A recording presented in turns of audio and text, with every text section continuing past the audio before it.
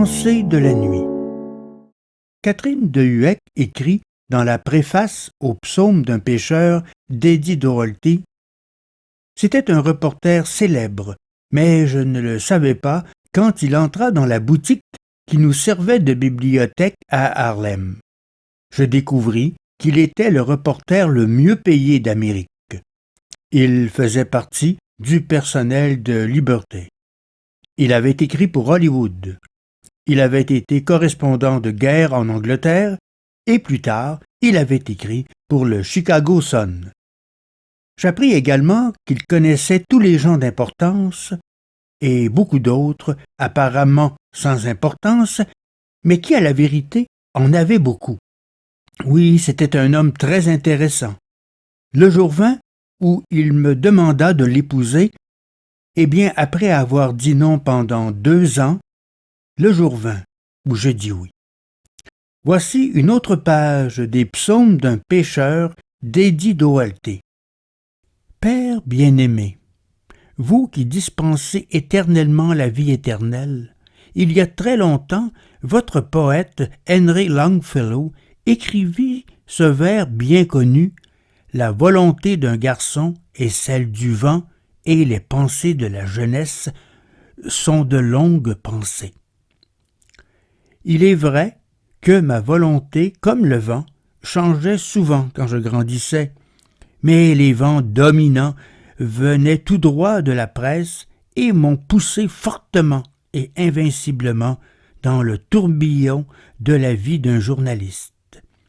Mon père voulait que j'apprenne un art ou un métier, mais aucun de ces vents n'a soufflé dans ma direction. Ma femme Mildred, qui avait été journaliste, avait l'habitude de dire, surtout dans les réunions mondaines, qu'elle plaignait les femmes de journalistes. Elle les plaignait car elles ne pourraient jamais apprivoiser leurs maris, les refaire ou les changer en hommes ordinaires. Elles ne pourraient même pas les garder à la maison. S'il y avait une bonne histoire à recueillir dans un rayon de 100 ou même 1000 milles, son mari était sûr d'y être envoyé. Et il y resterait probablement 1 semaine ou plus, s'amusant beaucoup à écrire des histoires pour son journal. Elle faisait une pause et disait ensuite du ton lugubre qu'elle savait adopter à volonté: « Il n'y a qu'une femme que je plaigne davantage. » On était sûr que quelqu'un demanderait « Qui donc ?» Mildred répondait toujours « Celle qui n'épouse pas un journaliste. » Ils étaient très réalistes, ils étaient sentimentaux, ils recherchaient la vérité honnêtement et sans compter le travail. Ils étaient persévérants. Ils avaient toujours leurs histoires sans se soucier de qui la leur refusait.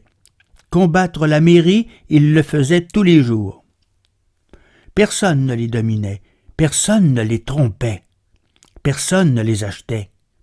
Et ils étaient fiers, si fiers d'être ce qu'ils étaient. Ils avaient de l'esprit et ils étaient gais.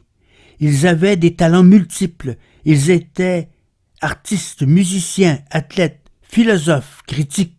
Un reporter s'assit une fois à l'orgue dans une maison où nous passions la nuit dans l'Utah et joua si bien que tout le monde, excepté moi, pleurait. Je crois que j'étais en train d'écrire une histoire qui devait être portée au poste télégraphique le plus proche par un cow-boy mormon pour l'envoyer au Chicago Tribune.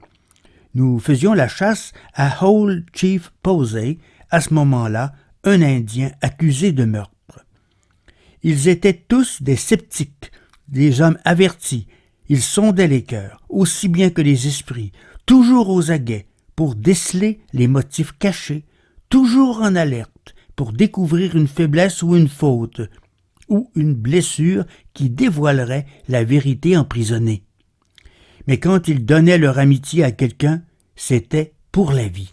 J'aime ces hommes qui travaillent pour vous et vous donnent tout ce qu'ils ont et ne demandent rien en échange.